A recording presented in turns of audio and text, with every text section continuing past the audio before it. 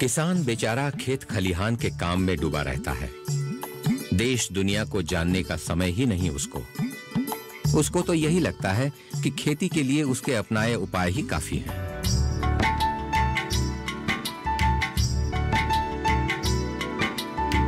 सीमित दायरे में रहकर वह जितना श्रम करता है उसी से संतुष्ट होने के अलावा उसका और कोई उपाय ही नहीं होता। अतः किसानों को विभिन्न स्थानों को भ्रमण के लिए ले जाकर नई नई कृषि पद्धतियों के बारे में जानकारी दिलाने के लिए हमारा एक छोटा सा प्रयास है कृषि परिभ्रमण।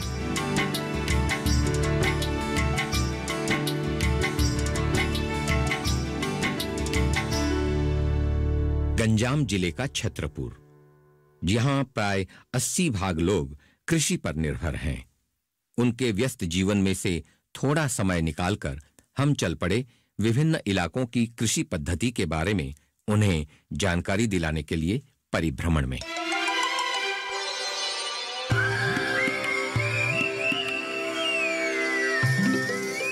रास्ते में हम रुके बाणपुर की मां भगवती के पीठ में।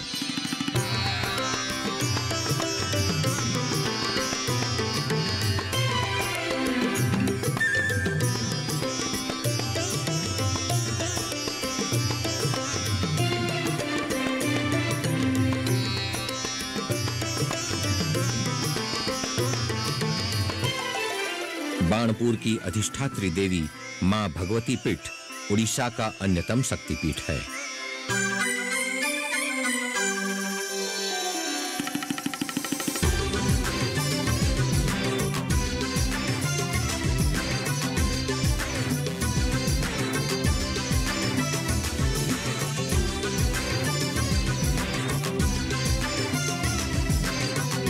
यहाँ पर है दक्षेश्वर प्रजापति का मंदिर।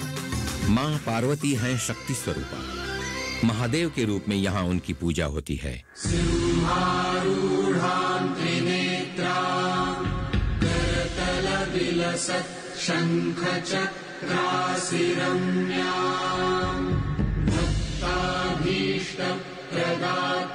ऐसा विश्वास है कि ओडिशा में स्थित 8 शक्तिपीठों में से यह पीठ त्रेता युग से रहा है।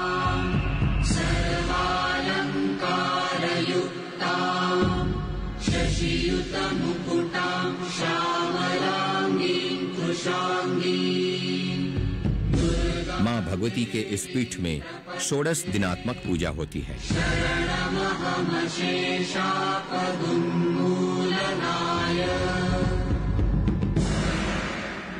मां भगवती के दर्शन के पश्चात फिर हम सब चल पड़े क्षेत्रीय वनस्पति संपदा केंद्र भुवनेश्वर। आजकल बाजार में पके हुए केले की मांग बहुत अधिक है।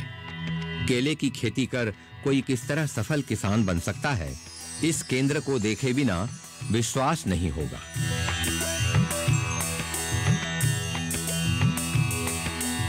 बहुत कम दिनों में उन्नत किस्म के केले उगाकर किसान निश्चित रूप से आत्मनिर्भर हो सकता है।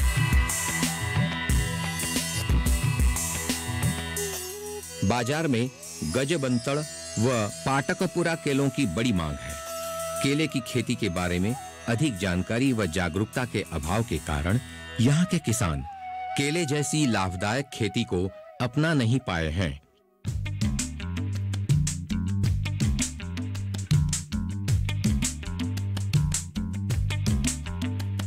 उद्यान कृषि से कोई काफी लाभवान हो सकता है, इसका प्रमाण यहाँ के विभिन्न फूलों के पौधों को देखकर मिलता है।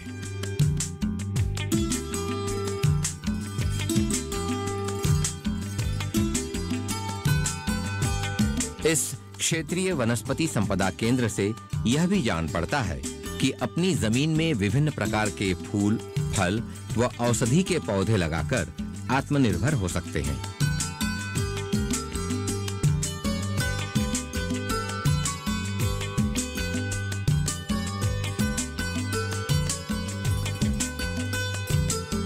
पारंपरिक खेती के मुकाबले आजकल किसान अधिक लाभदायी फसलों को उगाने में उत्सुक है। एक बात तो तय है कि बाजार की मांग के अनुरूप खेती कर किसान भाई अधिक लाभवान हो सकते हैं। आंतरिकता व पूरी निष्ठा से कोई भी फसल उगाकर किसान भाई बिना किसी समस्या के अपना जीवन व्यतीत कर सकता है।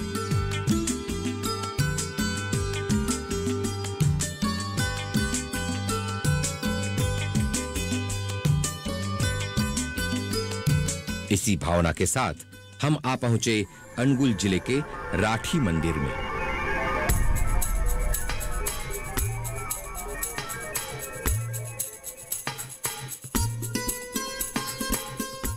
पहाड़ों से घिरे अनुगुल जिले का यह इलाका कभी लोगों की पहुंच से दूर था।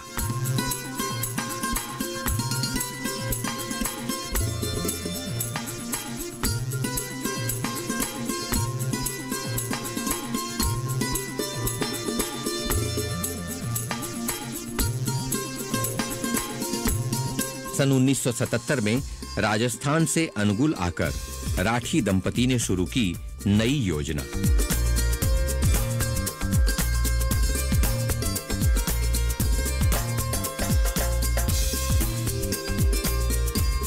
कृषि व किसान की उन्नति के साथ-साथ गौमाता की सेवा कर कैसे आत्मनिर्भर हो सकते हैं, इस पर विचार कर उन्होंने 50 गाय खरीदी।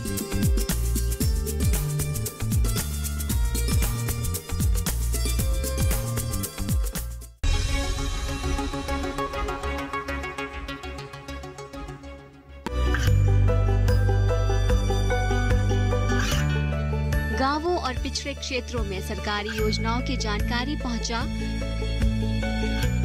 देश में कौशल और क्षमता विकास कर ग्रामीणों को सामाजिक बदलाव और विकास से जोड़ने की दूरदर्शन किसान की पहल चौपाल चर्चा देखें सोमवार से शुक्रवार सुबह 9 बजे।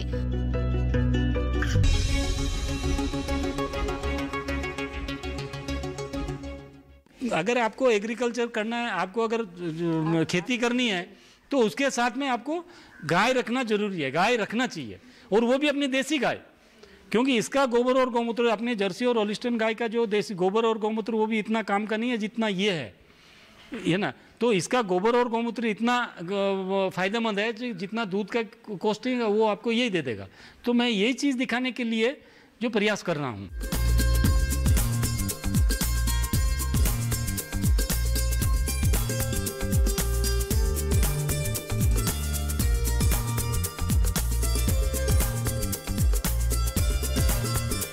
देशी गाय के गोबर व गोमूत्र से प्रस्तुत कंपोस्ट खाद के उपयोग से अपने बगीचे में उन्होंने विभिन्न फलों के पेड़ उगाए हैं।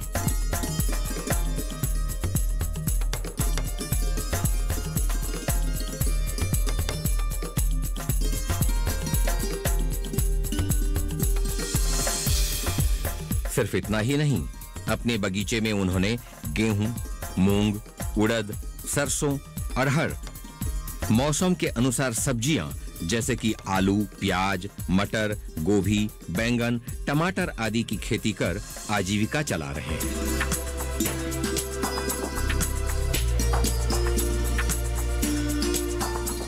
पहाड़ी इलाका और स्वाभाविक रूप से पानी का अभाव होने के बावजूद राठी दंपति को जरा भी भय न था, बल्कि आसपास के किसान भाइयों को वो दिखाना चाहते थे कि खेती बाड़ी के साथ गौ पालन का भी अटूट रिश्ता है। ऐसा हो सकता है कि एक साधारण व्यक्ति यहाँ की 50-60 गायों को देखकर इसे गौशाला समझ बैठे, जबकि यह गौशाला नहीं है। देशी गायों का पालन कर उनके दूध को बाजार में बेचने के साथ-साथ राठी परिवार खुद भी उपयोग में लाते हैं, और फिर गोबर तथा गोमूत्र को खेती के कार्य में उपयोग किया जाता है। ऊपर से गोबर गैस से रसोई के लिए ईंधन की भी आवश्यकता नहीं होती। गोबर व गोमूत्र को खेतों में सीधे न डालकर उसका कंपोस्ट खाद बनाकर खेतों में उपयोग किया जाता है।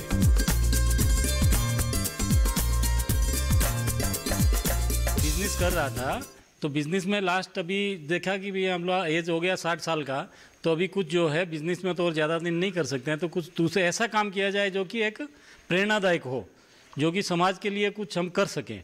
तो यही सोच के मैंने गौ माता की सेवा का सोचा मन में, और इसी सोच के लिए मैंने ये यहाँ आकर के और यहाँ देखा कि ये 10-12 किलोमीटर दूर है और एटमॉस्फेयर भी बहुत बढ़िया है, तो इसीलिए मैंने यहाँ जगह खरीदी। जगह खरीद के फिर लोकली मैंने जो है ये सब गाय कलेक्शन की, कोई भी ब्रीड बाहर से नहीं लेकर आए हैं, सारा हमारा यहीं का लोकल का, हमारा उड़ीसा से ही हम कलेक्शन करके और हमने ये शुरू किया है। और शुरू करने का मेन मकसद यही है कि भी एक ही, अभी धीरे धीरे उसके बाद में मेरा धीरे धीरे और चेंज होता गया। अभी मैं ये सोच रहा हूँ कि मैं एक मॉडल बनाऊँ कि फार्मर को आप चाहे कितना ही उसको समझाइए, कितना ही उसको बोलिए, वो नहीं समझ पाएगा, वो देखेगा तभी समझ पाएगा। तो इसी उद्देश्य से हम एक मॉडल बनाना चाहते हैं इसको, कि इसलिए हमने इसमें क्या साथ में जो है ऑर्गेनिक फार्मिंग भी जोड़ा। तो गाय का दूध तो है ही, दूध तो नहीं, ये जो आप अपने जो जर्सी और होलिस्टीन गाय का दूध है वो दूध है, और ये अपना देसी गाय का दूध है, ये दूध नहीं है, ये अमृत है। तो इसी सोच का इसके साथ में, दूध के साथ में जो है हम लोगों ने इसको गोबर और गौमूत्र को सही तरीके से यूज़ लेने का प्लान बनाया। तो इसीलिए हम लोगों ने जो है इसका गोबर गैस का प्लांट लगाया, इसका स्लेरी है, और गोबर को हम डायरेक्ट सीधा नहीं डालते हैं, उसको जो है वर्मी कंपोस्ट बना के और फिर अपने खेत में डालते हैं। और अपना जितना भी आज अभी आप हमारा ये क्रॉप देख रहे हैं, सारा का क्रॉप कहीं भी हम गेमासिन भी यूज़ नहीं करते, मैंने कोई भी तरह का केमिकल, बहुत दूर की बात है, हम अपने यहाँ गेमासिन भी यूज़ नहीं करते हैं। हम सिर्फ ये गोबर और गौमूत्र डालते हैं, और जहाँ भी कोई कीट पतंग कुछ लग जाता है, कुछ कीड़ा और लग जाता है, तो उसमें हम डीकम्पोजर यूज़ करते हैं, जो कि नेशनल फार्मिंग ऑर्गेनिक ये आपका फरीदाबाद, ये आपका गाजियाबाद का है, उसका हम जो है डीकम्पोजर जो बना के रखें उसी को हम डालते हैं, और उससे हमारा कुछ नहीं होता। अभी हमारी सारी क्रॉप जो है एकदम बढ़िया है, क्रॉप में कोई तरह का हमारा कीड़ा उड़ा नहीं लगता है, और क्रॉप की क्वालिटी बहुत बढ़िया है, और हमारी डिमांड बहुत बढ़िया है। दूध भी हमारा प्राइम रेट में बिकता है। और ज़मीन का आप देखेंगे, ये हमारी बंजर ज़मीन थी और पहाड़ी है, यहाँ पूरा आपका मोहरम है, यहाँ पथरीली जगह है एकदम, मतलब तो आज भी हमारा यहाँ जो है ऐसी क्रॉप जो है आप देख रहे हैं। ये अभी आप जो अमरूद के गाछ देखें और जो फल का क्रॉप देखें, ये हमारे 13 महीना के अमरूद के गाछ है। 13 महीना में अभी जो है ये हम इसका जो है 250, 300, 400 ग्राम तो है, लास्ट हाईएस्ट हम 680 ग्राम का फ्रूट, एक फ्रूट जो है 680 ग्राम का भी हम हार्वेस्टिंग किए हैं। बगीचे से प्राप्त फल व सब्जियां बेचकर वे आज एक अग्रणी किसान के रूप में अपनी पहचान बना पाए हैं। खुद श्रम करने के साथ साथ राजस्थान से आए राठी दंपति ने औरों को भी रोजगार का अवसर प्रदान किया है।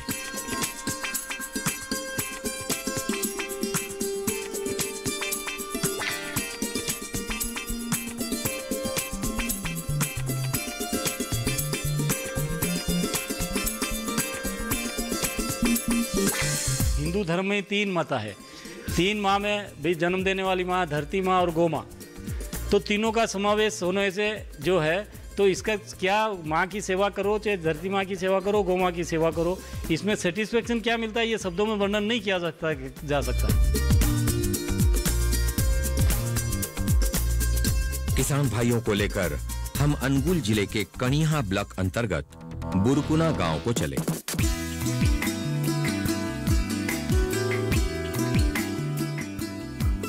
इस गांव के एक सफल किसान हैं शरद प्रधान।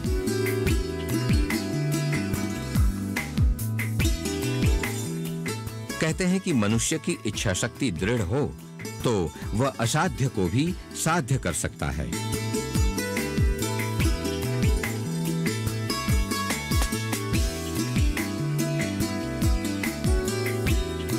शरद बाबू ऐसे ही एक किसान हैं जिन्होंने पहाड़ी असिंचित इलाके की जमीन में सोना उगाकर सबके लिए एक उदाहरण प्रस्तुत किया है। कृषि उनकी जान है और कृषि ही उनकी आजीविका।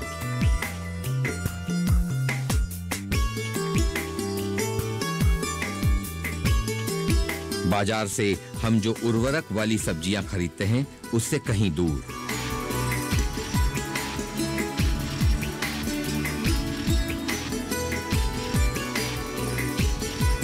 अपने घर के पास ही उनकी 10 एकड़ असिंचित जमीन है।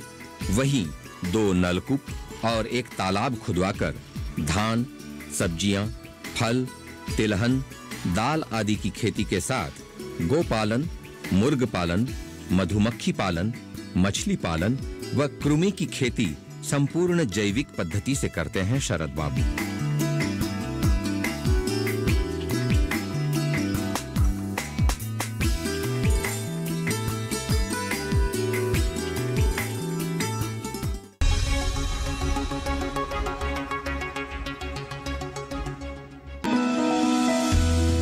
जानकारी जो किसानों के लिए हो लाभकारी,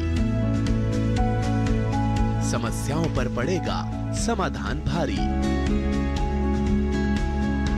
कृषि की हर बात का ख्याल, कब कैसे की जाए बेहतर देखभाल,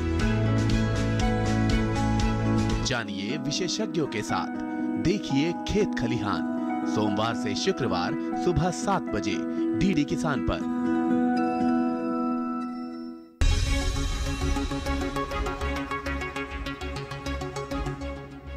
मुख्य फसल धान। मेरी मुख्य खेती है धान। उसके अलावा मछली पालन, केले की खेती, आम, सब्जियां, अनानास, काजू वगैरह उगाता हूँ और फिर मधुमक्खी पालन भी करता हूँ। गायें भी रखी हैं। काजू ये महू चाष हो भी मुख्य जिनस, गाई, छोट छोट पनीपरिया करी मु एबे भलर अछि।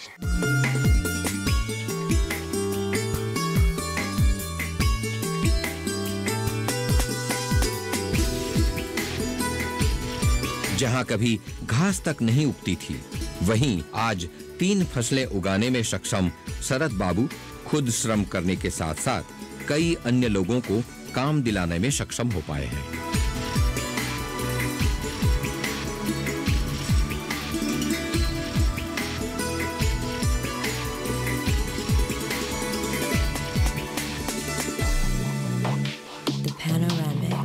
आधुनिक कृषि संयंत्रों की सहायता से आप खेती का कार्य करते तो हैं, पर कोई भी रासायनिक खाद का उपयोग जमीन में नहीं करते। शरद बाबू ने कम खर्च में अधिक कार्य कर पाने का कौशल अपनाया है और बड़ी बात तो यह है कि मधु या शहद उत्पादन में सिद्धहस्त हैं और सालाना 10-15 हजार रुपए कमा लेते हैं।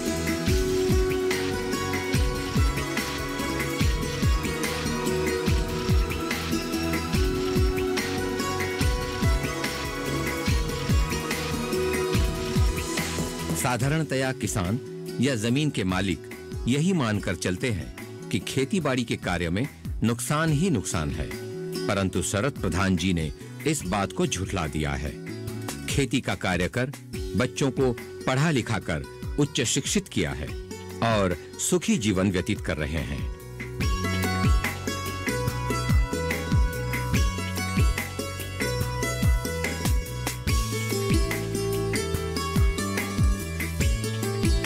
सारी प्रतिकूल परिस्थितियों के बावजूद उन्होंने सबके सामने यह प्रमाणित कर दिया है कि दृढ़ इच्छा शक्ति के आगे असंभव भी संभव हो पाता है।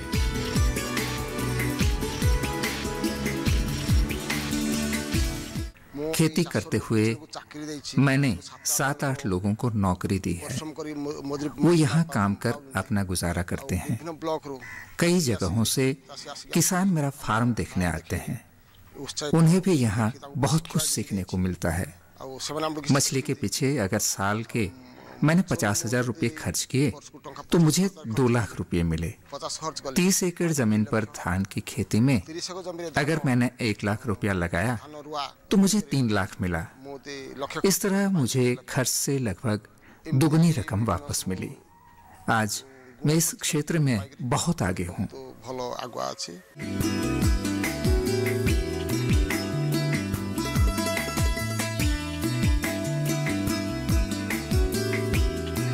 वे इस बात पर यकीन नहीं करते कि सिर्फ नौकरी करके ही कोई सुखी हो सकता है। शरद बाबू का कहना है कि पहाड़ी इलाकों में पानी के अभाव के बाद भी जब वे एक सफल किसान होकर अच्छी खासी जिंदगी बिताने में सक्षम हैं, तो और लोग क्यों नहीं कर पाएंगे।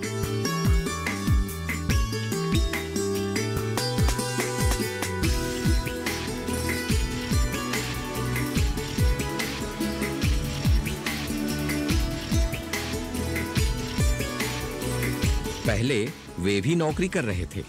उस समय जो सम्मान, जो आत्मसंतोष, जो खुशी नहीं मिली थी, आज इस खेती के कार्य कर उन्हें वो सब कुछ प्राप्त हुआ है।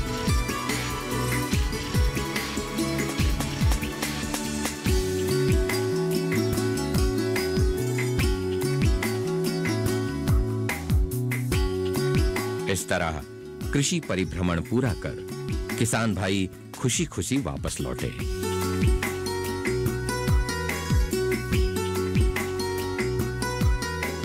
पूरा दिन भ्रमण करने का मजा लेकर लौट रहे थे हमारे किसान भाई।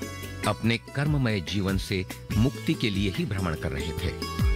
बहुत कुछ अनुभवों को हासिल कर, खेती बाड़ी का ज्ञान लेकर जब लौट रहे थे, तब रास्ते में मंत्रमुग्ध कर दिया था उन्हें हमारे पारंपरिक नृत्य और संगीत ने।